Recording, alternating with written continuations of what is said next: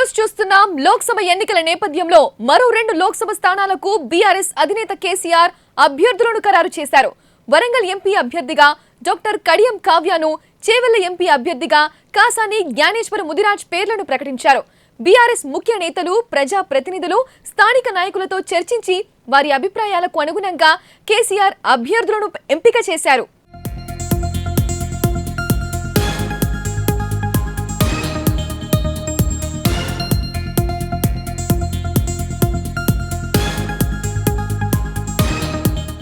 అటు తొలి జాబితాలో బీఆర్ఎస్ పార్టీ 4 అభ్యర్థులను ప్రకటించింది.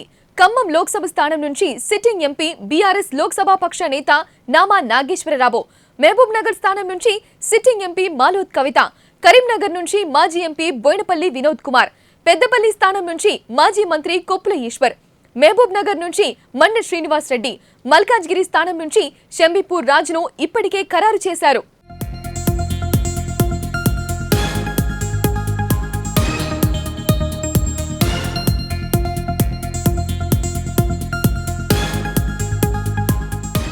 ఇక ఇదే అంశంపై మరింత సమాచారం మా ప్రతినిధి ప్రశాంత్ అందిస్తారు. ప్రశాంత్, చెప్పండి, బీఆర్ఎస్ అభ్యర్థుల జాబితాకు సంబంధించి పూర్తి వివరాలేంటి? రైట్ శ్రేయ, ఇక పార్లమెంట్ ఎన్నికలు సమీపిస్తున్న వేళ బీఆర్ఎస్ పార్టీ ఇప్పటికే 4 అభ్యర్థులను ప్రకటించింది. ఆ తర్వాత ఈరోజు 2 అభ్యర్థులను, పార్లమెంట్ అభ్యర్థులను మరొక మారు వారిని అభ్యర్థులను ప్రకటన చేసింది. ఇక వరంగల్ నుంచి కడియం శ్రీహరి కూతురు కడియం కావ్య, అదేవిధంగా చేవేళ్ల నుంచి కాసాని జ్ఞానేశ్వర్, ఆయన ముదిరాజ్ సామాజిక వర్గానికి సంబంధించిన వ్యక్తిగా ఉన్నారు. గతంలో బీఆర్ఎస్ పార్టీకి సంబంధించి పలు ఆరోపణలు ఎదుర్కొంది పార్టీ మొత్తం.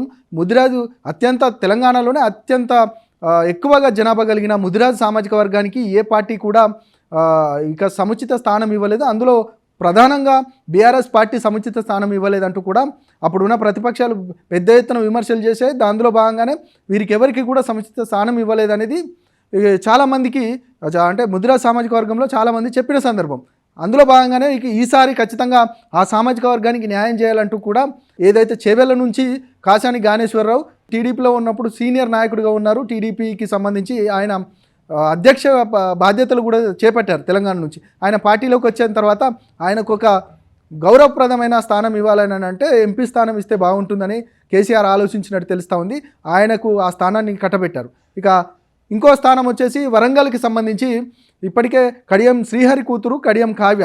అయితే ఈ విషయానికి సంబంధించి పెద్ద ఎత్తున వరంగల్ వ్యాప్తంగా ఒక రాజకీయ పరిణామాలు మాత్రం నిన్నటి నుంచి మనం చూస్తూ ఉన్నాం, పెద్ద ఎత్తున మారుతూ ఉన్నాయి. నిన్న ఏదైతే ఆరూరు రమేష్ వర్ధనపేట ఎమ్మెల్యేకి సంబంధించి, మాజీ ఎమ్మెల్యేకి సంబంధించి ఆయన నాకు టికెట్ ఇవ్వకపోతే నేను పార్టీని మారుతాననేది కూడా ఆయన అనుచరులు చెప్పిన సందర్భం. తర్వాత ఆయన నిన్న అమిత్ షా తోటి కూడా భేటీ అయ్యారనేది కూడా పెద్ద ఎత్తున ప్రచారం జరిగింది. ఖచ్చితంగా పార్టీ మారబోతున్నారని. ఈరోజు ఆయన ఇంటి దగ్గర ప్రెస్ మీట్ పెట్టే క్రమంలో ఇటు బీఆర్ఎస్ నాయకులు వచ్చారు. బీఆర్ఎస్ నాయకులు ఏదైతే ఎర్రబెల్లి దయాకర్ మాజీ మంత్రిగా ఉన్న ఎర్రబెల్లి దయాకర్ వచ్చారు. ఇక పార్టీ మీరు మారొద్దు, ఖచ్చితంగా మిమ్మల్ని హరీష్ రావు అదేవిధంగా కేసీఆర్ పార్టీలో ఉండేటందుకు ఖచ్చితంగా కేసీఆర్ రమ్మంటున్నారంటూ కూడా ఆయనను తీసుకొస్తా ఉన్నారు. ఆయన ఇంటి దగ్గర నుంచి వీరి యొక్క వాహనంలోకి వచ్చే నేపథ్యంలోనే ఇటు బీజేపీ పార్టీలో జాయిన్ అవుతారన్న వ్యక్తిని మీరు ఎలా తీసుకెళ్తారు, మీరు మీ పార్టీలో ఎలా ఉంచుకుంటారంటూ కూడా బీజేపీ కార్యకర్తలు ఆ వాహనానికి అడ్డు వచ్చారు. ఆ అడ్డు వచ్చిన తర్వాత కొంత ఇటు బీజేపీ అటు బీఆర్ఎస్ పార్టీ కార్యకర్తల మధ్యలో చిన్న వాగ్వాదం అయింది. దాంతోపాటు ఒక ముష్టి యుద్ధం లాంటి ఒక ముష్టి యుద్ధం లాంటి ఆ వాతావరణం ఏర్పడ్డది. ఆ తర్వాత వారు ఒక్కటేసారిగా ఇటు కేసీఆర్ ఇంటికి వచ్చారు. కేసీఆర్ ఇంటి నందిని నగర్కి వచ్చిన తర్వాత ఆరూరి రమేష్కి సంబంధించి ఇక నేను పోటీ చేయలేను, నేను పార్టీలోనే ఉంటానంటూ కూడా ఆరూరి రమేష్ చెప్పడంతో అక్కడ ముఖ్య నాయకులందరితోటి కూడా సమావేశమయ్యారు. కడియం శ్రీహర్ లాంటి వరంగల్కి సంబంధించిన నాయకులందరితో సమావేశమై ప్రధానంగా ఎవరికిస్తే బాగుంటుంది టికెట్ అనేది కూడా వారు ఆలోచించినట్టు తెలుస్తూ ఉంది. అందులో భాగంగానే కడియం శ్రీహరి కూతురు కడియం కావ్యకి, డాక్టర్ కడియం కావ్యకి టికెట్ కేటాయించారు. ఈ 2 టికెట్లతో పాటు గతంలో 4 టికెట్లు కూడా ప్రకటించిన నేపథ్యం కనబడ్డది. అందులో పెద్దపల్లి, అదేవిధంగా కరీంనగరు, వీటన్నిటికి సంబంధించిన 4 ప్రధానంగా ఆ స్థానాలకు అభ్యర్థులను ఖరారు చేసిన నేపథ్యం కనబడ్డది. మరొక 2 అభ్యర్థులను వీరి ఇద్దరిని ఖరారు చేయడంతో 6 స్థానాలకు సంబంధించి ఇప్పటికే ఇక అభ్యర్థులు ఖచ్చితంగా ప్రచారంలోకి వెళ్ళాలంటూ కూడా అధిష్టానం నిర్ణయం తీసుకుంటున్నట్టు తెలుస్తూ ఉంది.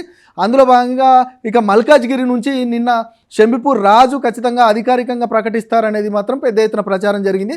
షంబిపూర్ రాజు కూడా దాదాపు ఫైనల్ అయినట్టుగా మనకు తెలుస్తూ ఉంది. మొత్తానికి ఇక 6 స్థానాలతో పాటు ఈయనది కూడా మనం అధికారికంగా చెప్పుకోవచ్చు శ్రేయ.